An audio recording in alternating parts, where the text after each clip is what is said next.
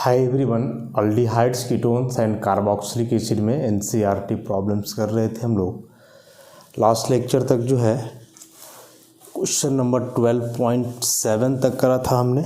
अब इसके आगे कंटिन्यू करते हैं 12.8। कुछ कन्वर्सन दिया हुआ इसमें। How will you convert ethanol into the following compounds. Ethanol को बदलना है, इथेनॉल को बदलना है ब्यूटेन 1,3 डाइऑल में। इथेनॉल को ब्यूटेन 1,3 डाइऑल में। देखो सिंपल सा है, इथेनॉल 2 कार्बन, ब्यूटेन में 4 कार्बन, कार्बन डबल हो रहा है। तो कार्बोक्सिलिक एसिड में ऐसे कार्बन कार्बन का अल्डिहाइड कीटोन वाले पूरे यूनिट में हम लोग वैसा कौन सा रिएक्शन पढ़े हैं जिसमें कार्बन कार्बन के बीच बॉन्ड बनता है। तो ऑब्वियसली अल्डोल कंडेंसेशन पढ़ा है हमने।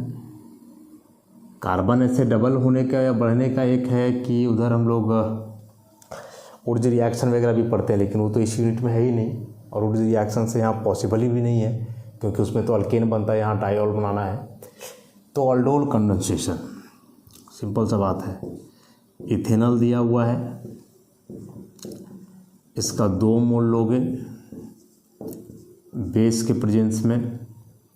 जैसे अल्डोल कंडेंसेशन होता था याद करो, इस तरह का बीटा हाइड्रोक्सी अल्डिहाइड बनेगा, ऐसा अल्डोल। अब इसे 1,3 डाइऑल, तो एक अल्कोहल तो है, इस अल्डिहाइड को अब अल्कोहल में करना है। तो अल्डिहाइड को अल्कोहल में रिड्यूस करना है तो कुछ लगा तो LiLH4 NaBH4 कुछ भी, LiLH4 THF हाइड्रोलिसिस तो हो जाएगा CH3CH OH CH2, ये भी हो जाएगा CH2OH। तो 1 2 3 4 दिस इज ब्यूटेन 1,3 डाइऑल। तो सिंपली इसमें पहले अल्डोल कंडेंसेशन कराया हमने इथेनॉल का। इथेनॉल का अल्डोल कंडेंसेशन से यह प्रोडक्ट बनता है, ऑलरेडी हम लोग डिटेल में कर चुके हैं अल्डोल कंडेंसेशन। और फिर इस ग्रुप को रिड्यूस करोगे, क्योंकि डाइऑल बनाना है तो एक अल्कोहल तो है, दूसरा के लिए इसको रिड्यूस करोगे तो बन जाएगा डायरेक्ट।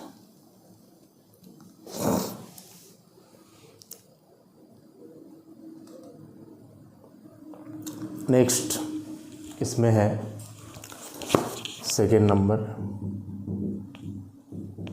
इथेनॉल को ही बदलना है ब्यूट-टू-इनॉल में। Ethanol into ब्यूट-टू-इनॉल।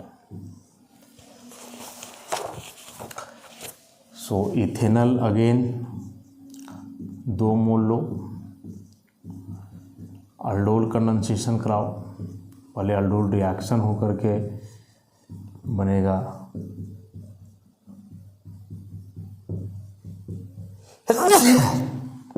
अल्डोल, ऐसे। अब इसका डिहाइड्रेशन करवा दो एक बार और बेस के साथ, तो डिहाइड्रेशन तक जाएगा। तो CH3CH double bond CH COH ब्यूट-टू-इनॉल 1 2 3 4। Next third number में है, इसमें ब्यूट-टू-इनोइक एसिड में बदलना है। इथेनॉल को इथेनॉल इनटू ब्यूट-टू-इनोइक एसिड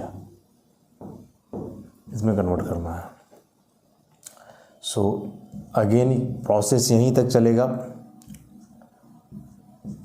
2 मोल इथेनॉल का लेकर के अल्डोल कंडेंसेशन करवा दो इसका,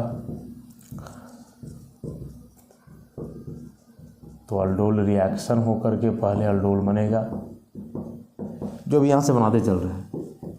फिर से बेस आएगा dehydration, CH3CH double bond CH COH, aldehyde बन गया। इसमें एसिड में बदलना है तो ऑक्सीडेशन कर दो इसका, पोटासियम डाइक्रोमेट वगैरह लेकर के एसिडिक मीडियम में, तो ऑक्सीडाइज हो जाएगा, अल्डिहाइड बदल जाएगा कार्बोक्सिल में, डबल बॉन्ड CH COOH बन गया ब्यूट-2-इनोइक एसिड।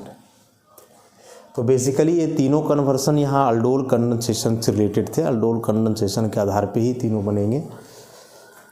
अब यहाँ इथेनॉल का जो 2 मोल हम लोग इस्तेमाल किए हैं रिएक्शन के हिसाब से, वहाँ दिया हुआ नहीं रहेगा क्वेश्चन में कि अब 2 मोल लो या क्या लो, वो अपने हिसाब से इसको लेना है तो कर लोगे इसको। बस अल्डोल वाले स्टेप को ज़रा समझना है, वो तो बताया कि रिएक्शन में बहुत बताया जा चुका है।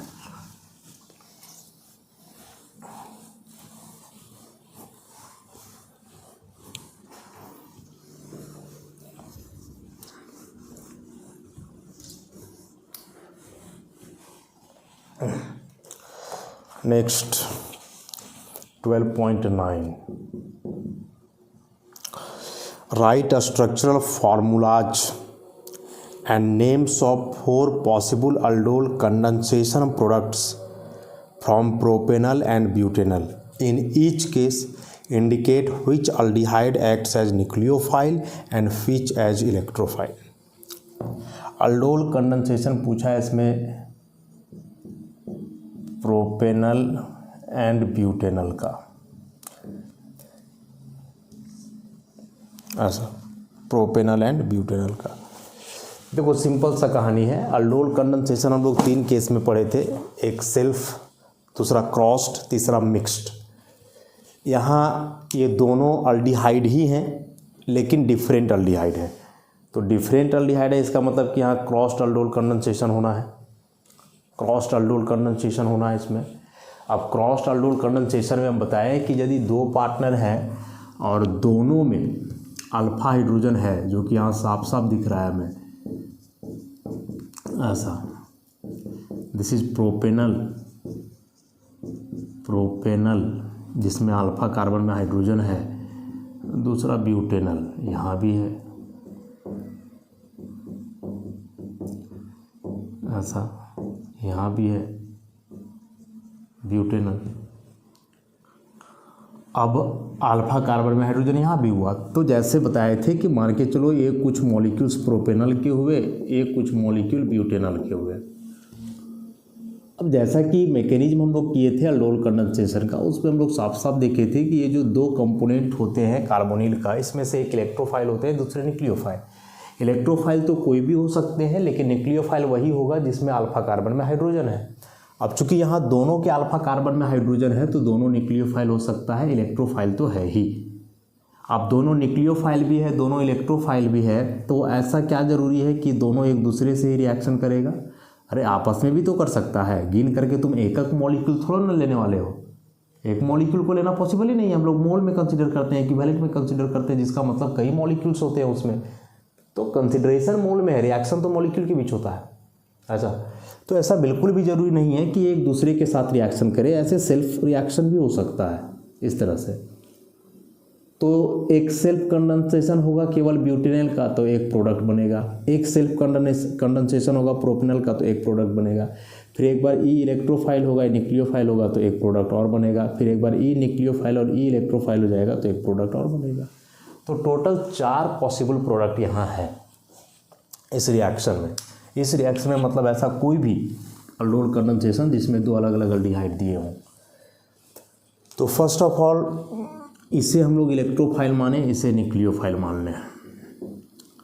तो क्या बताए थे, न्यूक्लियोफाइल में जो अल्फा कार्बन का हाइड्रोजन है वो बेसिकली जाकर के यहाँ अटैक करता है। सारे रिएक्शन बेस के प्रेजेंस में होने हैं।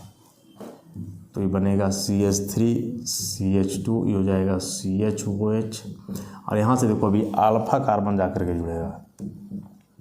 इसमें एक हाइड्रोजन है और एक इथाइल ग्रुप है CH2 CH3, ठीक है। बाकी इधर अब बचा C डबल बॉन्ड OH ऐसा। अब यहाँ से अल्डोल तो बनी गया अल्फा बीटा, लेकिन चूंकि यहाँ रिएक्शन में पूछा है कि आपको अल्डोल कंडेंसेशन का प्रोडक्ट लिखना है, अल्डोल कंडेंसेशन का प्रोडक्ट लिखना है।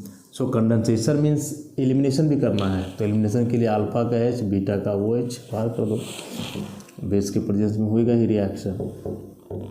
तो इस CH3 CH2 CH double bond C, CH2 CH3 COH। नाम लिखोगे तो 1 2 3 4 5, 2 इथाइल पेंट 2 इनल। एक प्रोडक्ट बनाई, दूसरा प्रोडक्ट उलट दो, इसको न्यूक्लियोफाइल इसको इलेक्ट्रोफाइल मान लो, ऐसा। हालांकि पॉसिबल तो ऊपर वाला ही ज़्यादा है, लेकिन फिर भी थोड़ा बहुत तो बनेगा ये भी। CH3 CH एक H अलग दिखा दो इधर। तो इस बार ये हो गया न्यूक्लियोफाइल, हो गया इलेक्ट्रोफाइल, मतलब butanal electrophile, propanal nucleophile. Alpha carbon यहाँ शिफ्ट करेगा, ये अटैक करेगा।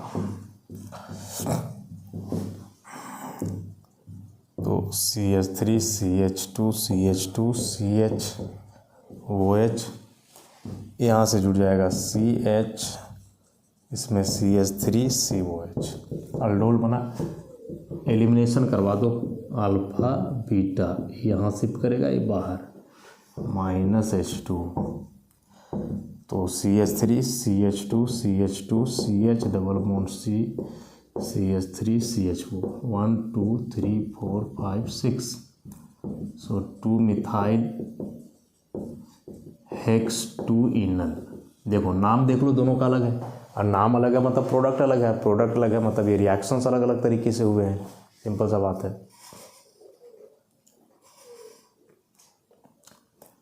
नेक्स्ट तीसरा केस, ये दोनों तो क्रॉस्ड कंडेंसेशन वाले प्रोडक्ट हुए। नेक्स्ट जब सेल्फ कंडेंसेशन होगा, सेल्फ कंडेंसेशन होगा तो दोनों प्रोपेनल ही रहेगा और फिर दोनों ब्यूटेनल ही रहेगा, ऐसे प्रोपेनल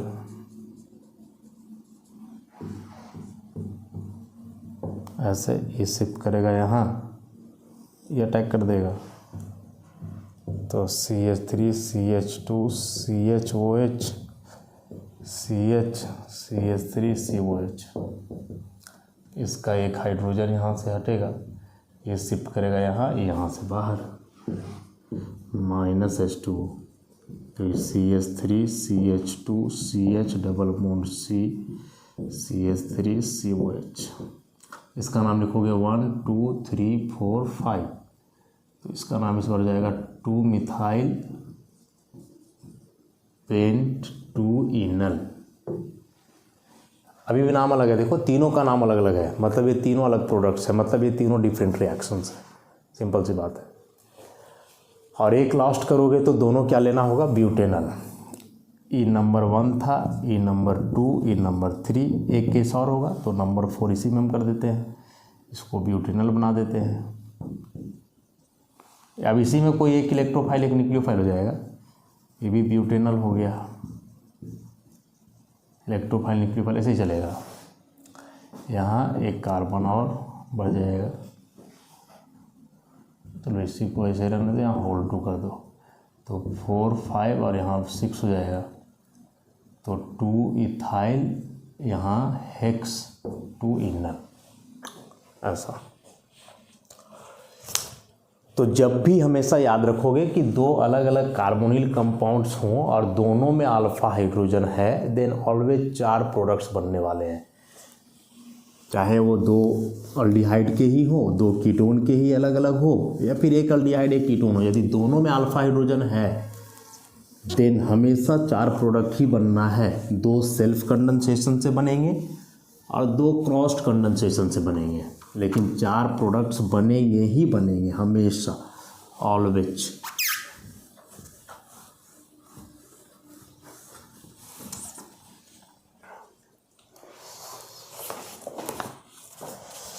नेक्स्ट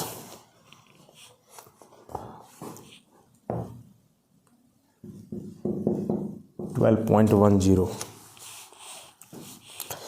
ये देखो बड़ा सा क्वेश्चन है।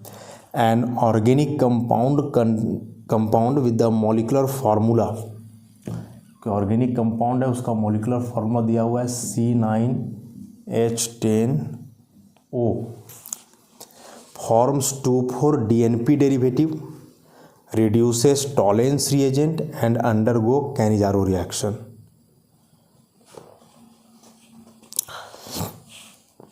देखो जरा ध्यान से समझोगे क्या क्या बात बोला है कि यह जो कंपाउंड है सबसे पहले 2,4-DNP के साथ रिएक्शन कर रहा है, टॉलेंस रिएजेंट को भी रिड्यूस कर रहा है, टॉलेंस रिएजेंट को भी रिड्यूस कर रहा है, कैनिजारो रिएक्शन भी कर रहा है,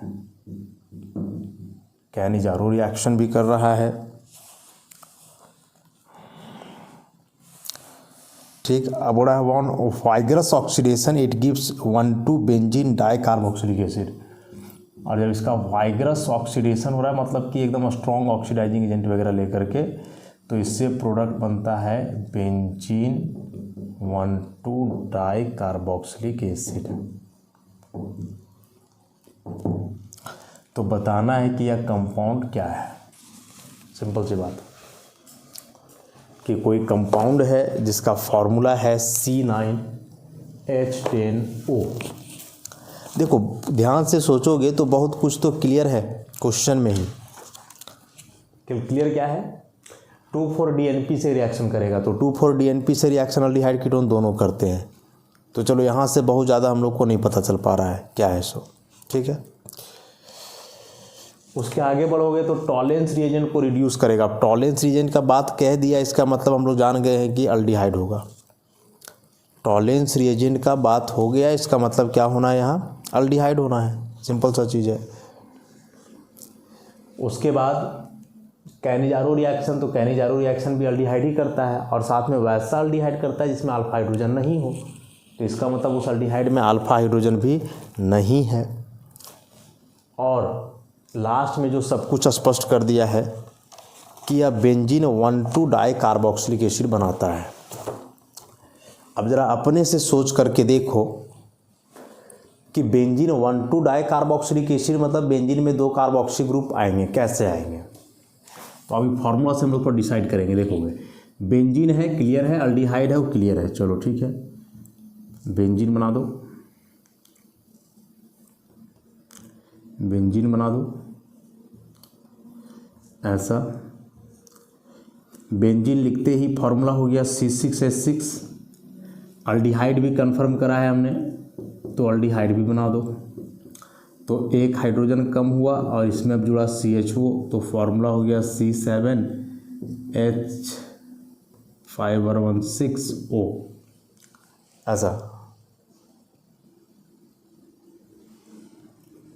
C6H6 था, अब एक CHO जोड़ दिया हमने इसमें, तो अब C7 हो गया, हाइड्रोजन 5 और एक 6 हो गया, एक ऑक्सीजन बचा है।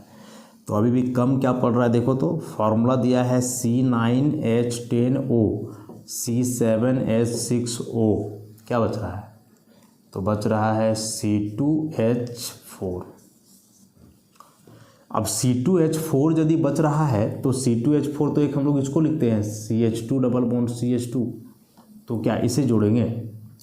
मान के चलो तुम इसको जोड़ भी देते हो ऐसे, तो इस CH2, लेकिन फिर यहाँ से एक हाइड्रोजन निकलेगा और एक हाइड्रोजन यहाँ से फिर निकलेगा, तो यहीं जा कर के कहीं जुड़ेगा, तो कहाँ जुड़ेगा?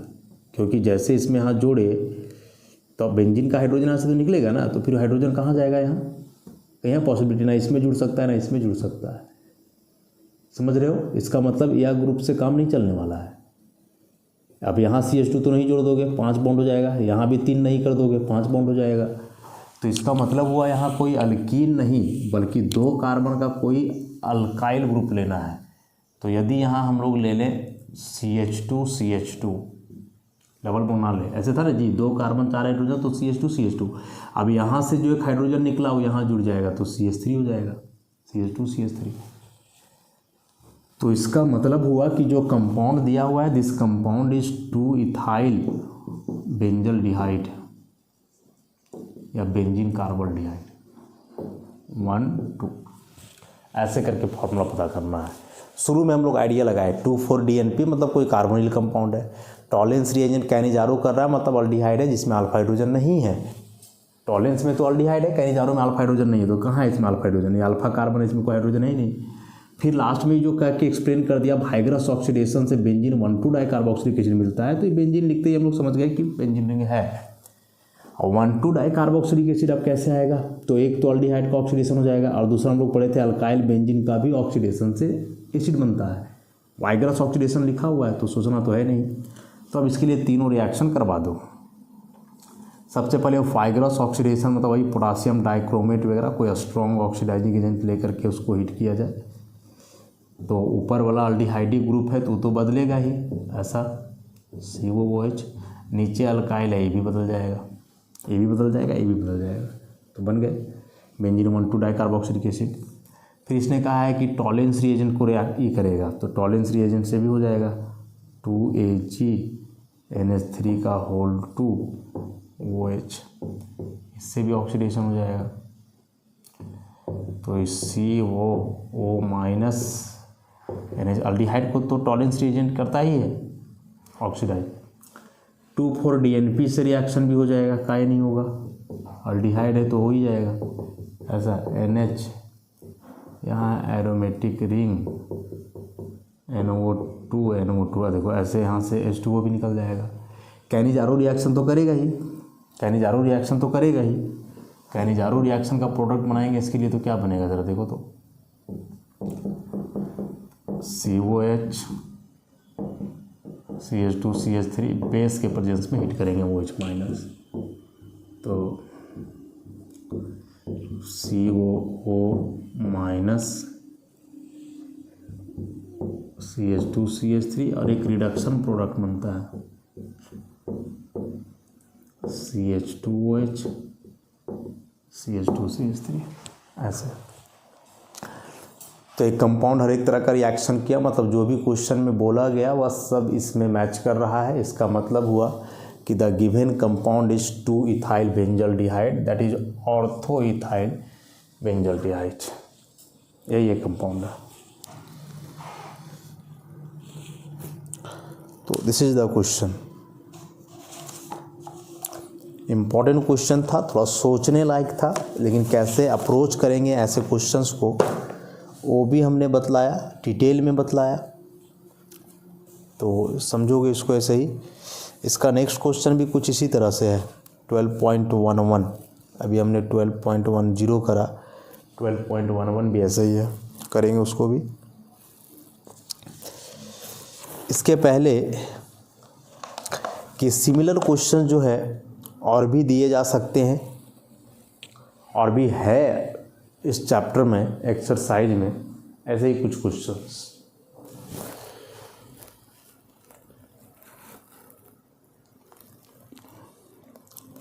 कुछ केमिकल टेस्ट दिए हुए हैं, कुछ पे शॉर्ट नोट्स लिखना है।